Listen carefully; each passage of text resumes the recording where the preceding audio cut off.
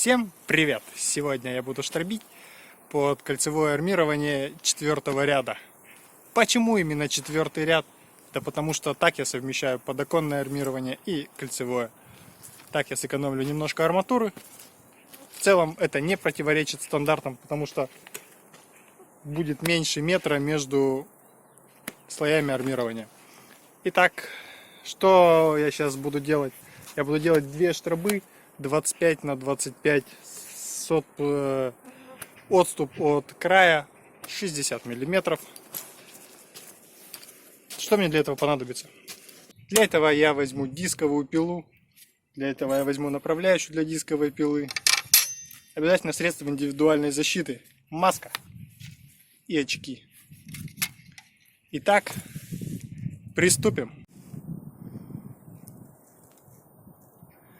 Погода. Замечательная погода для отдыха.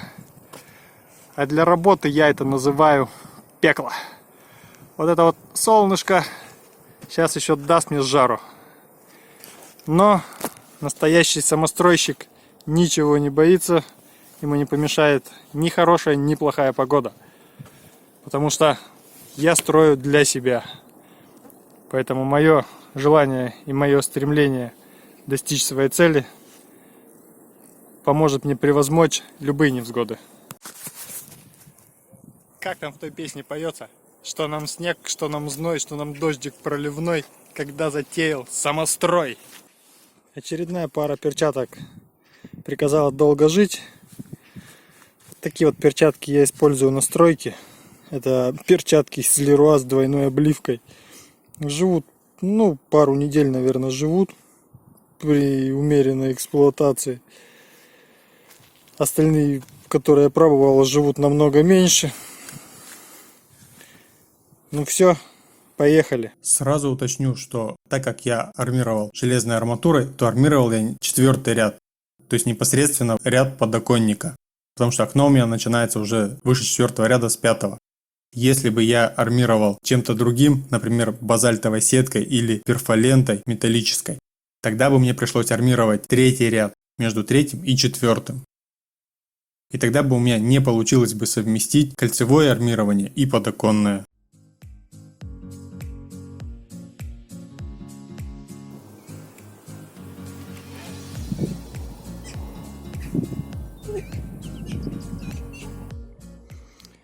Вот в этих местах пришлось снимать упор, потому что упор упирался в газоблок и не давал дальше дисковой пиле идти.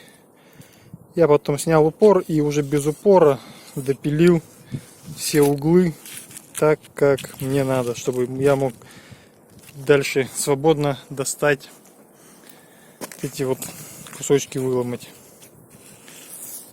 Дисковую пилу я убрал, и теперь пришла очередь мастерка.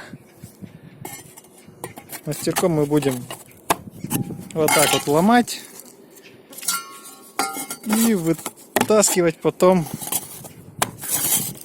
эти вот кусочки газобетона.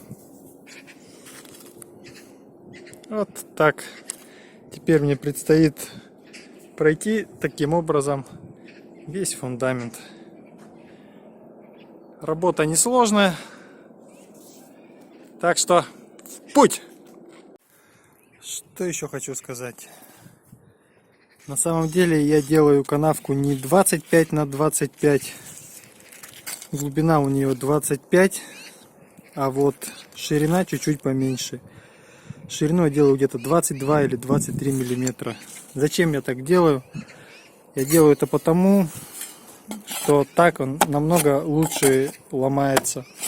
Это связано с тем, что когда глубина чуть больше, чем ширина, слом происходит с гораздо меньшими усилиями, да и клея так затратится чуть поменьше. Когда я попробовал первый раз и сделал 25 на 25, приходилось прикладывать такое довольно-таки усилие. И ломать было некомфортно, неудобно. То есть сейчас этой проблемы нету. Всем порекомендую этот маленький лайфхак. Вытащенный из штраб газобетон я сразу засовываю во все отверстия, которые мне нужно заполнить. Это отверстия под руки и отверстия, так называемый Smart Lock на блоках.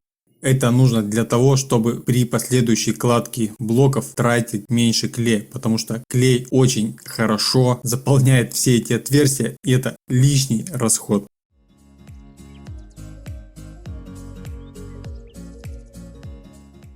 Оставшийся выломанный газобетон я аккуратно укладываю в оставшиеся после клея полупакеты. Это позволяет мне сохранять чистоту настройки, и потом, когда мне понадобятся эти обломки газобетона, я смогу их взять в любой момент.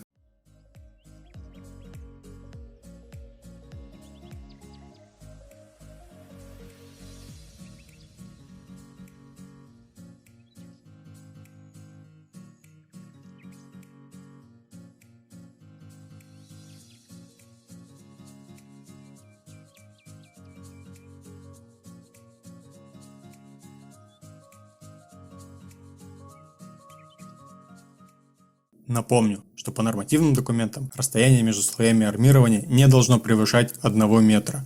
У меня получилось 75 сантиметров. Если я армирую и заполняю штрабы клеем для газобетона, тогда я делаю канавки 25 на 25. Если же мне захотелось бы заполнять обычным цементно-песчаным раствором, то тогда пришлось бы делать канавки 40 на 40 или 50 на 50. Отступ от края блока, как обычно, 6 сантиметров.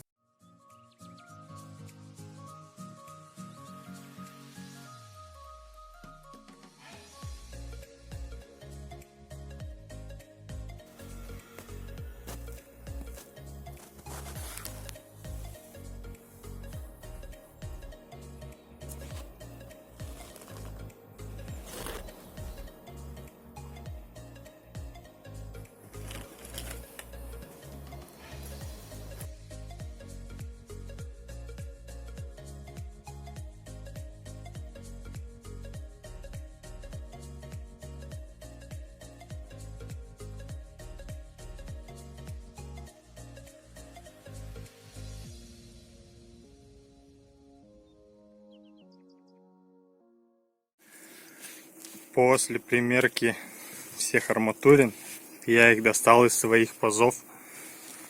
Теперь я пролью тут водой из шланга,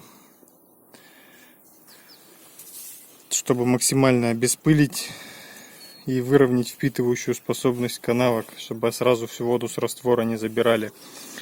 И также потом я буду, когда заполню раствором канавки, уже потом погружать сюда арматуру. Попробую, может, на этот раз у меня так получится. А сейчас вся арматура лежит на газобетоне, но не в канавках.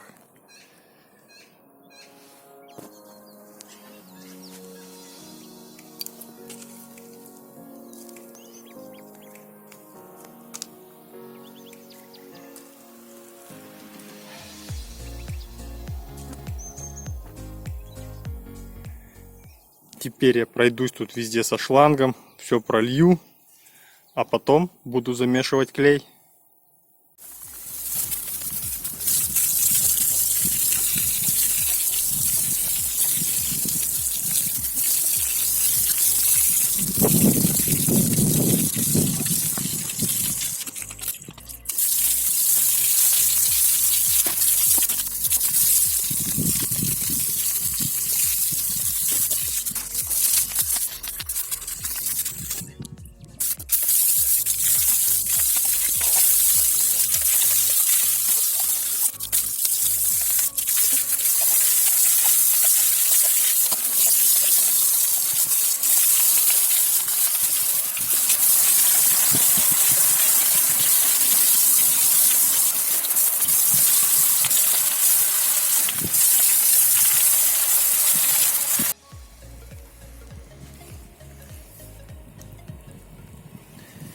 И так видно даже, что всю пыль, всю грязь струей воды просто вымыло.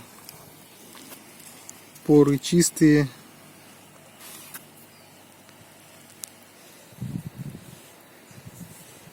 Сейчас маленько все подсохнет, пока будем делать клей и заполнять трубы.